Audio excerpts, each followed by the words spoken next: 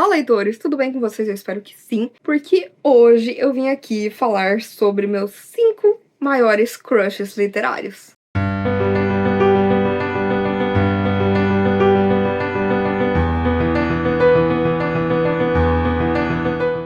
Basicamente, estamos aí, né, Dia dos Namorados, e eu fiquei pensando que existem pessoas que não se apaixonam por personagens, e tá ok. Eu, no entanto, sou a pessoa que me apaixono demais por personagens, tá? Então, eu fiquei pensando que seria uma boa eu vir aqui falar pra vocês sobre aí 5 dos meus maiores crushes literários. E, né, talvez vocês concordem, talvez não. E se vocês gostarem, eu faço mais vídeos como esse, né, daqui pra frente. Porém, eu pensei, fiz uma lista e vai ter aqui tudo quanto é tipo de personagem e eu vou explicar por que eu amo eles, tá? Então, vamos lá.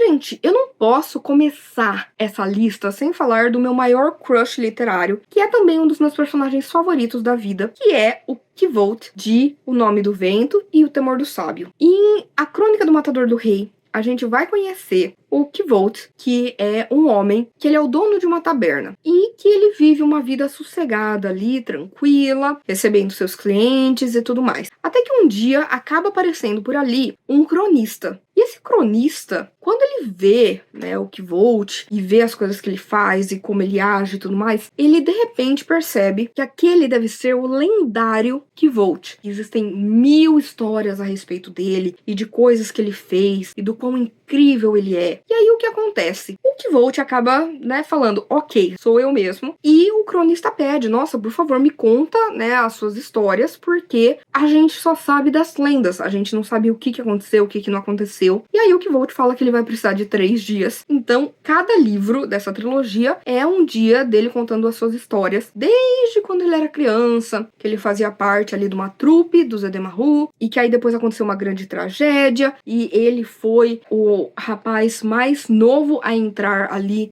no Arcanum, que seria essa universidade que ensina magia e alquimia e tudo mais, e que ele era brilhante, que ele tinha um dom incrível na hora de tocar alaúde, e a gente vai vendo um pouco da vida dele, né, quando ele era mais jovem, e também como que ele vive hoje em dia, e como é uma discrepância muito grande. Mas eu, particularmente, gosto muito do Kvolt atual, né, do Kvolt adulto, do Kvolt que tá na vida dele ali, tranquilo. Por quê? O Kvolt, ele é um personagem que ele é incrível, e ele é maravilhoso, e ele faz, e ele diz, e tudo mais. E a gente tem muito isso no primeiro livro. No segundo, existe uma quebra, porque ele acaba saindo ali da universidade por um tempo para fazer algumas outras coisas. E aí a gente vê muito mais da humanidade dele, não no sentido de que ele não era uma pessoa boa, não, porque ele era, ele amava os amigos dele, ele, sabe, ajudava as pessoas, ele fazia o certo. Só que no segundo a gente vai ver que ele é um ser humano falho. E o mais interessante é que esse é um livro contado em primeira pessoa. A gente tem basicamente quase toda a narrativa sendo contada pelo Kvolt. E isso o torna um personagem não confiável. E aí você fala assim, é não confiável, então isso significa que ele é um mentiroso?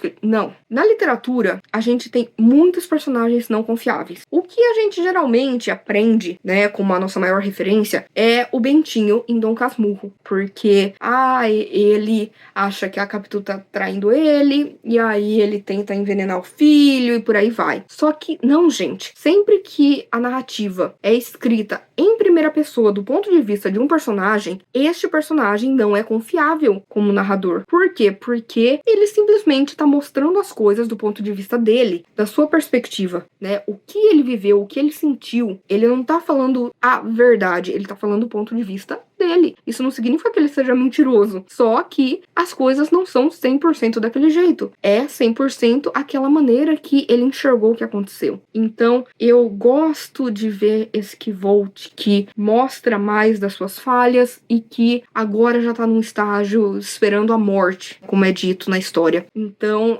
ele é o amor da minha vida. Ele é maravilhoso. Eu sou completamente apaixonada por ele, porque ele é extremamente inteligente, ele é sagaz, ele é um bom amigo, ele é sábio, ele é incrível, sabe? Ele fala o que tem que falar. Nossa, principalmente o segundo livro tem uma parte, gente, que ele é, assim, ele arrasta a cara da pessoa que tá falando besteira no asfalto, sabe? É maravilhoso. É maravilhoso. Nossa, incrível, sabe? Ele faz o que tem que ser feito, ele fala o que precisa falar e ele é incrível. Como não se apaixonar por Kvolt, não é mesmo? Agora, vem aí uma questão polêmica. Por quê? Porque eu preciso falar de Mia Corveri, das Crônicas da Quase Noite, do Jay Kristoff. A Mia Corveri, ela, desde criança, passou por vários traumas, por muitas coisas, e ela planeja uma grande vingança contra um governo que acabou com a vida dela, acabou com os pais dela, e que ela vai ter essa vingança. Só que, para isso, ela acaba entrando em uma escola de assassinos, onde ela vai treinar, onde ela vai aprender muito dessa arte do assassinato. Só que ela é uma personagem que, no começo, ela é muito revoltada, ela é isso e aquilo, com toda razão. Com toda razão. No segundo livro, ela começa a ficar um pouco mais centrada, a fazer o que precisa ser feito da maneira que faz mais sentido. E no terceiro livro, apesar de ela me irritar bastante, você vê ela de novo como uma pessoa que tem os seus erros e os seus acertos, que tá ali batalhando pelo que ela acha que é certo, mesmo que seja por um motivo de vingança, e matando pessoas ao longo do caminho e fazendo várias besteiras, mas que ao mesmo tempo ela tem muitos sentimentos, ela tem ali questões conflitantes, ela tem as pessoas que ela ama e que ela quer proteger a todo custo, e principalmente, assim, não vou dar spoilers, mas mais pro final do último livro, ela é incrível, ela é extremamente poderosa, não só por questões que tenham a ver com elementos fantásticos e sobrenaturais, mas por ela, sabe? E assim, gente, eu não vou negar que acontece uma coisa comigo, que eu imagino os personagens na minha cabeça. Eu crio todo um elenco de uma adaptação na minha mente. E muitas vezes, parte de me apaixonar por um personagem é como eu imagino esse personagem na minha cabeça. Eu imaginei a Mia Corveri o tempo inteiro como a Anya Taylor-Joy, que é uma das minhas maiores crushes desse mundo. Então, assim, como não ter um crush, principalmente em Dark Dawn, na Mia Corveri? Porque, assim, que mulher foda. Mesmo que o livro tenha me decepcionado pra caramba. Vou falar de Stephen King, que sim, eu tenho vários crushes, aliás, em personagens de Stephen King, mas eu preciso falar do Nick Andrews de A Dança da Morte. Gente, o Nick, ele é um rapaz que ele é mudo, ele é maravilhoso. A gente tem ali, né, uma história de uma pandemia que matou a maior parte da população e que quem sobrou começa a ter sonhos, né, tanto com uma figura messiânica, seria a mãe Abigail. Enquanto isso, também alguns sonham com uma figura tenebrosa, que é o Randall Flagg. E, gente, o Nick, ele é um personagem extremamente importante nessa trama. Ele começa a sonhar com a mãe Abigail e ele está indo até o Nebraska encontrar ela. E, gente, ele é um personagem que ele é incrível. Ele é, mais uma vez, aquela coisa da pessoa que faz a coisa certa, quando precisa ser feito, e que tá ali para um grande desenvolvimento de uma história e que acaba tomando o papel de protagonista quando você menos espera. E ele é aquele cara que ele vai proteger os seus ideais até o último segundo que ele puder. E lógico, no meio do caminho, ele acaba encontrando, né, um homem que tem problemas cognitivos. E é muito interessante porque ele trata esse homem com tanto carinho, sabe, que isso fez com que eu me apaixonasse ainda mais por ele. Lógico, também tem a questão de como eu imagino ele como o James Duval. Então, assim, crush. Mas eu me apaixonei pelo Nick. Ele é um dos meus personagens favoritos do King, que eu amo. E, nossa, toda vez que ele aparecia na história, sabe, só faltava eu sair gritando, porque, meu Deus, que personagem incrível. Sério, gente. Se vocês já leram A Dança da Morte, vocês sabem por que ele é incrível. E se vocês não leram, quando vocês forem ler, prestem atenção no Nick, que é maravilhoso.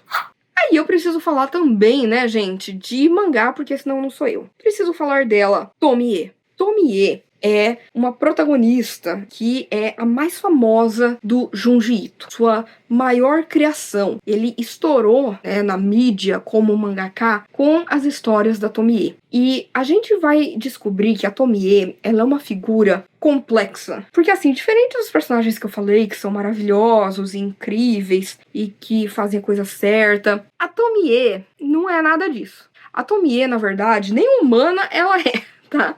Porque muita gente pode não saber disso. A Tomie, ela é uma sucubus. Ou seja, ela é basicamente esse espírito que seduz os homens e os leva à perdição. Então, ela é essa mulher belíssima, que ela tem uma beleza etérea que vai além de qualquer padrão. Ela é maravilhosa. E ela é uma personagem que ela é cruel, que nas histórias dela, ela leva os homens à loucura e eles sempre acabam ficando tão obcecados por ela que eles acabam matando ela e aí ela volta pra enlouquecer outros homens que vão matar ela, esse ciclo que não para. Aí você fala assim, Thaisa, então por que você tem um crush na Tomie? Que é tão diferente dos outros personagens que eu citei até agora. A Tomie, ela é maravilhosa. Ela é uma figura que é desprezível, que é enojante, que é terrível. E ao mesmo tempo, ela é uma figura trágica. Ela é uma figura que jamais vai ter o amor real que ela gostaria. Então, ela é uma personagem que você ama odiar e odeia amar, sabe? É bem isso. E é essa sensação que eu tenho, principalmente com as histórias, né, dela, que o Junji Ito escreveu, porque ele consegue desenhar ela com tanta perfeição que você se apaixona por essa imagem dela. Tanto que é por isso que eu acho que nenhuma adaptação que eu vi, né, da Tomie em anime faz jus à beleza dela. Porque ela é linda, né? E querendo ou não, gente, a gente vê a beleza das outras pessoas. Seja aquilo que bate na gente, né? Que a gente gosta, né? Não tô falando, ai, padrão, não padrão, que é isso, que é aquilo. Não. Cada um tem o seu gosto. Então, é aquilo, ai, beleza, não se põe à mesa. Mas assim, gente, não como no chão. E assim... Gente, a Tomie, ela é lindíssima e eu gosto dessa complexidade dela, sabe? Dela ser uma figura terrível e maléfica, mas também trágica e melancólica. E isso, eu não sei, apesar de ela não ser uma personagem humana, isso traz humanidade pra personagem, né? De ela ter todas essas camadas. Então, assim, eu acho que é difícil alguém não se apaixonar pela Tomie, já que esse é o objetivo dela. E, gente, eu não poderia deixar de falar dele, L. O L, gente, é o protagonista de Death Note. Protagonista, sim. Antagonista é o Light Yagami, né, que a gente conhece, que ele é um rapaz ali no ensino médio extremamente inteligente, brilhante, que tem um futuro aí incrível à sua frente e que ele acaba encontrando um Death Note, que é um caderno que veio direto do reino, né, dos deuses da morte. E que quando você escreve o nome de alguém nesse caderno, a pessoa morre. Se você tem na sua cabeça a cara da pessoa e o nome dela e você escreve, pronto, a pessoa vai morrer. Você pode até colocar ali a hora que você quer que ela morre, do que você quer que ela morre, mas ela vai morrer. E aí ele começa a imaginar essa utopia de que, ó, vou criar um novo mundo sem criminosos, que eu serei o novo deus desse mundo. Só que conforme ele vai matando a galera, você vai percebendo que, na verdade, ele é só um genocida maluco. E começam a aparecer obstáculos no seu caminho, como, por exemplo, o L, que é um moço que presta serviços para a polícia do mundo inteiro, porque ele é brilhante. Ele é um gênio. E de repente, ele começa a trabalhar com os policiais do Japão para tentar encontrar quem é essa figura que fica conhecida como Kira, que está matando as pessoas. A gente começa a ver um jogo de gato e rato o tempo inteiro ali entre o Light e o L. Mais do que isso, a gente tem que ter um jogo de xadrez. Um avança e aí o outro mostra que não, ele já percebia que aquilo ia acontecer, e aí ele passa na frente e ele começa a desconfiar do Light, e o Light tenta jogar a luz em uma outra pessoa e ele começa a ter certeza e começa a tentar isso e aquilo. Gente, o L, ele é maravilhoso, porque ele é excêntrico. Ele é excêntrico. Ele é incrível por conta disso, pra mim. Ele fica sempre sentado assim, tá? Ele tá sempre agachado e tá sempre comendo doce. Só que a cabeça desse ser aqui, meu Deus, é tão maravilhosa que tem vontade de lamber o cérebro dele. Sério, meu Deus, que gênio, que gênio. Não tem como você ler e você não se apaixonar pelo L. Eu sei que tem pessoas que gostam do Light, que estão do lado do Kira nessa batalha. Acho estranho? Acho estranho porque é uma coisa assim muito... Bolsonaro! Mas assim, eu particularmente, gente, sou L do começo ao fim. Inclusive... Eu não tinha parado pra pensar.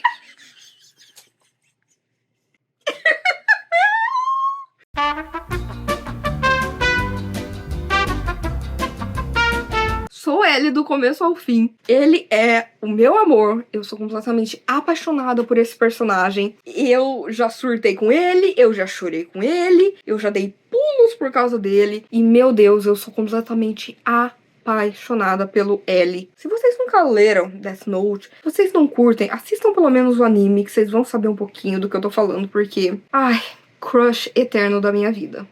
É isso, gente. Esses foram os meus maiores crushes literários aqui pra vocês. Se vocês quiserem continuar conversando comigo a respeito de livros, filmes, séries, crushes literários, por que não? Não deixe de me contatar nas minhas outras redes sociais. Por favor, curta esse vídeo, porque isso ajuda muito o meu trabalho. Faça com que esse vídeo, o canal, chegue a mais pessoas. Compartilhe com seus amigos, comente aqui embaixo o que você achou deste vídeo, se você gostaria que eu falasse de mais crushes literários e qual é o seu crush literário. E, por favor, se inscreva no canal Livro em Livro se você ainda não é inscrito e aproveite para ativar as notificações, ativar o sininho, porque toda sexta-feira e domingo tem conteúdo novo por aqui. Então a gente se vê no vídeo que vem. Ai, meu Deus. Eu vou rir disso até a reeleição.